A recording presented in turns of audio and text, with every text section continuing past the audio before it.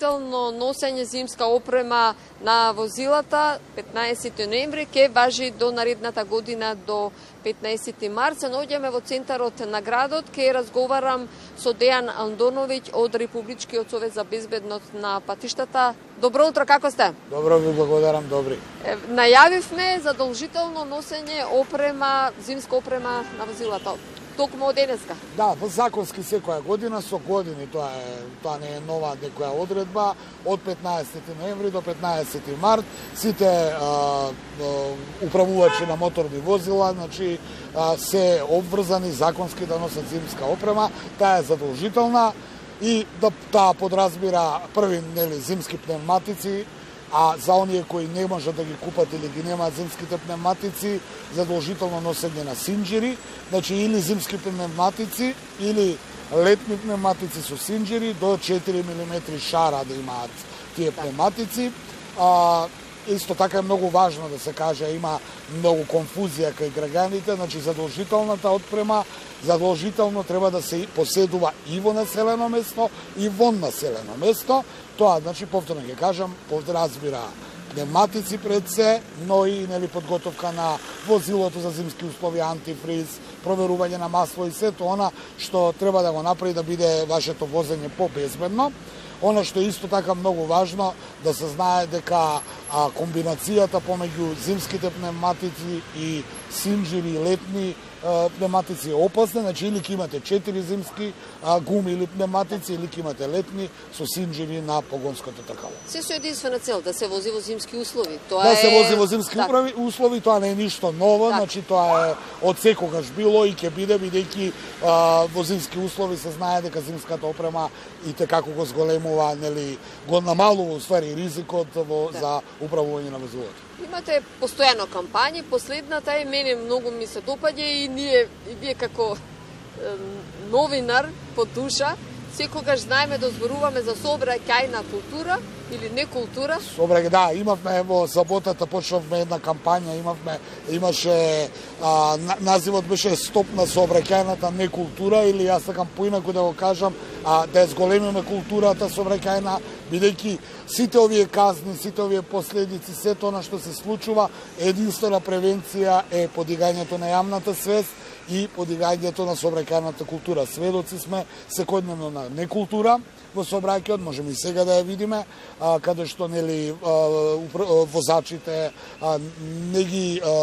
не се однесуваат, да кажеме, културно, но и во склад со правилата и прописите, пропишаната сигнализација, свеста која е? Свеста е да се однесувате во склад со законите и прописите, а не да кажете, види, поминав или возев побрзо или не знам што, не ме фати полиција. Значи, културата и јавната свест е дали има полиција или нема полиција, да се однесувате во склад со сообраќајните. Ги споменавте возачите, навистина се можеби најнесовесните, меѓутоа сите субјекти во сообраќајот, сите категории во сообраќајот се и пешаците, и велосипедистите, пешаците се најмасовна, ние сме сите првим пешаци, па потоа се друго, најмасовна и најнедисциплинирана, би рекол. А и најранлива, најмногу страда. Најранлива затоа што тоа е онаа сообраќајна некултура или етика. Кога сте пешак, велите како возат овие, а кога сте возач, викате како се движат пешаците. Значи, тоа е едно вртење во круг, токму затоа ние од Републичкиот совет за безбедност во сообраќајот на патиштата ги правиме овие кампањи цела година. Затоа велам да се подигне јавната свест. Ние имаме санкции, има законски санкции, парични, секаков друг вид, но работата е да не дојдеме до санкции, бидејќи санкциите се последица, а ние во Советот се обидуваме да ги отклониме причините за евентуални сообраќајни инциденти. Бидејќи вака се ретроспективно или не мора кузне колку години наназад, вие помагаат ли овие кампањи, се со единствена цел и ова вклучување за да ја подигнеме свеста? Помагаат многу, имаме намалување на бројот на жртвите од година во година. Јас ќе потсетам дека последните статистики, тие се прават на годишно ниво и за оваа година ќе бидат познати дури во март следната година. Но статистички гледано, ако во 2013 имавме 198 жртви на ниво на цела држава, последната година имавме околу 115. Значи тоа е едно вид на намалување. Се разбира, секој еден, значи ние не сме задоволни, секој еден изгубен живот е е голема трагедија и за семејството, и за блиските, и за сето она што се случува. Но како бројка гледаме дека има намалување, се подига таа свест, но од друга страна се зголемува и бројот на возила. Значи ние сме денеска сведоци дека има многу повеќе возила во градот, многу повеќе жители во градот, а и во државата се разбира. Ако порано еден автомобил бил на едно семејство, сега ги има по 2-3, а сообраќајната инфраструктура не може да се шири толку многу брзо кој што се шири возниот парк.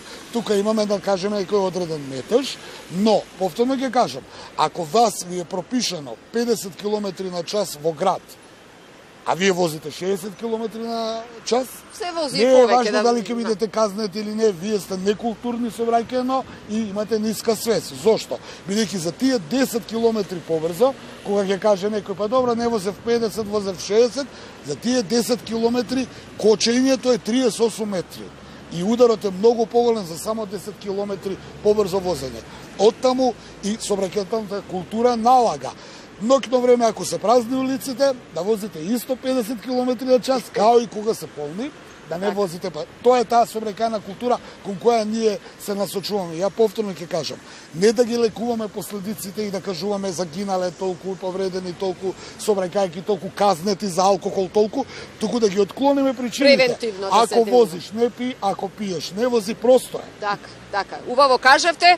Дејан Андоновиќ, ви благодарам за директното вклучување во утринската програма. Не застануваме тука, се гледаме последна прилика се со единствена цел да подигнеме оваа јавна свест, за да имаме, да не кажам најлошо, помалку жртви. Имаме кампањи, влеговме денеска у зимската кампања, денеска го одбележуваме Светскиот ден на жртвите во сообраќајки на ниво на Обединети нации, бидејќи секоја година на 15 ноември е и одбележување на сеќавање на жртвите во сообраќајки. Тоа е на ниво на свет, на ниво на Обединети нации.